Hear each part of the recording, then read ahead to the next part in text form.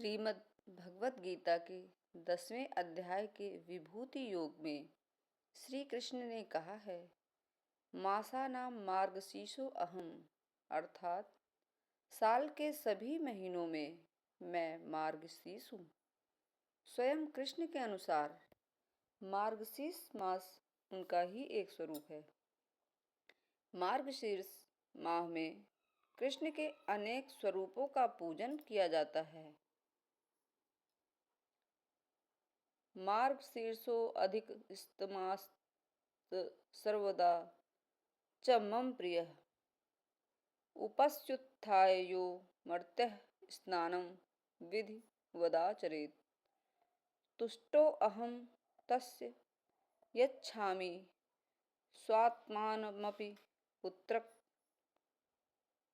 मार्गशीर्ष मास में मुझे हमेशा से यह सदैव प्रिय रहा है। इस माह में जो मनुष्य ब्रह्म मुहूर्त में उठकर विधि पूर्वक स्नान व ध्यान करता है, उस पर संतुष्ट होकर मैं अपने आप को भी उसे समर्पित कर देता हूँ। मार्गशीर्ष मास में ही देवी एकादशी प्रकट होकर उत्पन्ना एकादशी कहलाई। मोक्ष देने वाली मोक्षदा एकादशी भी इसी माह में आती है। इसी माह में श्रीमद् भगवत गीता का आविर्भाव हुआ था। इसीलिए इस मास में गीता का पाठ करना विशेष पुण्य फलदायी माना गया है। इसी माह में चंद्रमा में अमृतपान किया था और इस पूरे माह चंद्रमा अपनी अमृतमयी किरणें पृथ्वी पर बिखेरता है। इस माह की पूर्णिमा को चंद्रमा की विशेष पूजा की जाती है। मार्गशीर्ष महीने की प्रथमा तिथि को ही सतयुग का आरंभ हुआ था। इसी माह दत्तात्रेय जयंती और अन्नपूर्णा जयंती भी मनाई जाती है। प्राचीन समय में मार्गशीर्ष मास से ही नववर्ष की शुरुआत मानी जाती थी। इसी माह में महर्षि कश्यप ने कश्मीर प्रदेश की रचना की थी। इस माह को अगहन और मंगसिर नाम से भी जाना जाता है।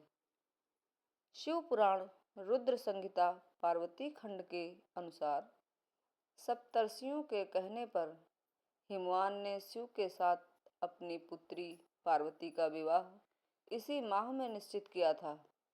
इस माह की शुक्ल पक्ष की पंचमी को राम विवाह हुआ था।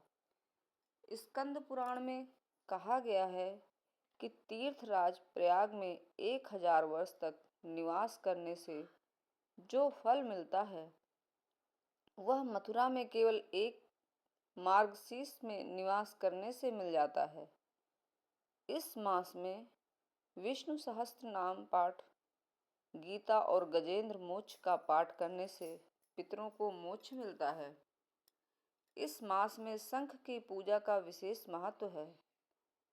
इस मास में ओम नमो भगवते वासुदेवाय नमः और ओम नमो नारायणाय नमः मंत्र का जाप विशेष फलदायी होता है। इस माह में विष्णु, लक्ष्मी और कृष्ण की पूजा करने का बहुत महत्व है।